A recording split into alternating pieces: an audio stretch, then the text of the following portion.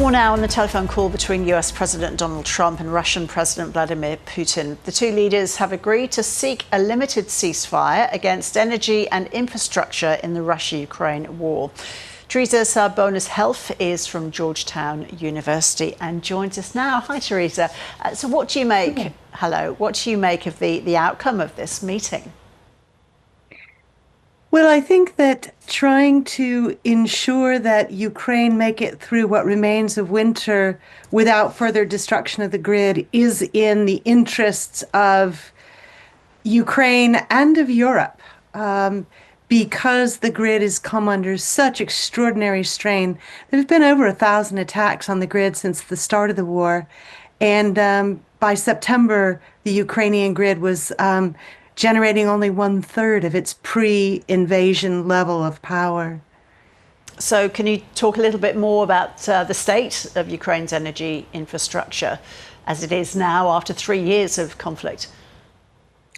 The Russians have systematically targeted, especially in the last year and a half of the war, hydropower, thermal power, and they've created a situation where most of what remains in the grid is Ukraine's nuclear power.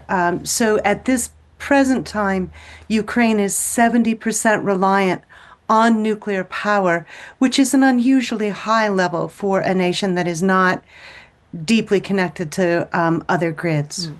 The Zaporizhzhia nuclear plant, that's now in Russian hands, isn't it? What sort of operating shape is it in?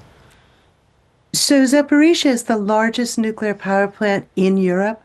And it has been under full Russian control since the fall of 2022, under agreement with the International Atomic Energy Agency.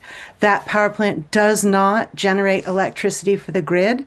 It has been closed off from doing so, but it did remove the largest source of energy, the largest source of electricity in the Ukrainian grid, and its future does remain somewhat uncertain. Okay, so energy infrastructure, you say, has been a big target for Russian attacks.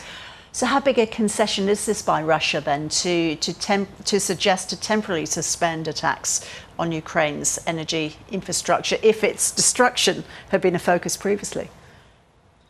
So I really do think that the Russians have succeeded in pushing Ukraine to such a vulnerable point that to push further actually may work against Kremlin interests. And by that I mean, because the grid is so fragile and so dependent on nuclear energy, and because recent Russian targeting has actually caused an increase in concern about the nuclear power plants themselves, we have to remember that Russia is the largest exporter of nuclear fuel. It has in the world. They control about 40% of the world market.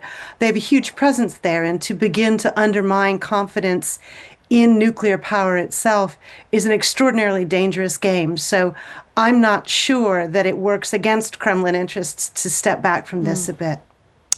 So Ukrainian President Volodymyr Zelensky has agreed to support this temporary energy truce.